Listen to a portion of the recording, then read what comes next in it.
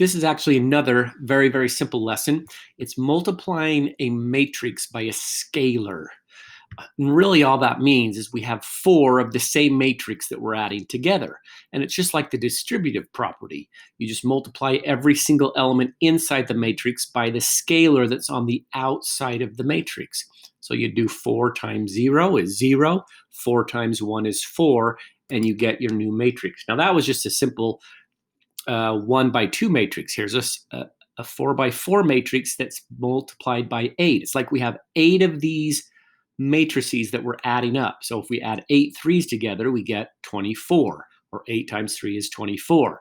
8 times 5 or 4 is 32. 8 times 7 is 56. What's 8 times 8? Well, 8 times 8 is 64, right? So you just distribute it into every single element of the matrix. That simple. And again, it's not going to get any more difficult. They're just going to get larger matrices. Just 4 times 9 gives that first element is 36. So I have 4 of those 9s, and then 4 8s is 32. 4 negative 2s is negative 8. 4 8s is 32. 4 1s is 4. 4 4s would be 16. It's just the distributive property, and you're multiplying every single element by this outside scalar.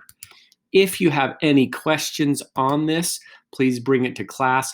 But again, it is very, very simple and straightforward. Just do the distributive property. Now with this one though, it says if the matrix exists, select its size before entering your answer. If the matrix does not exist, select undefined. When you're multiplying by a scalar, it's always going to be defined. It doesn't change the size of the matrix.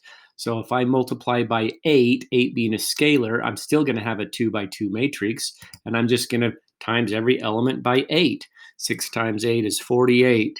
4 times 8 is 32. Negative 4 times 8 is negative 32. Negative 32. And 7 times 8 is 56.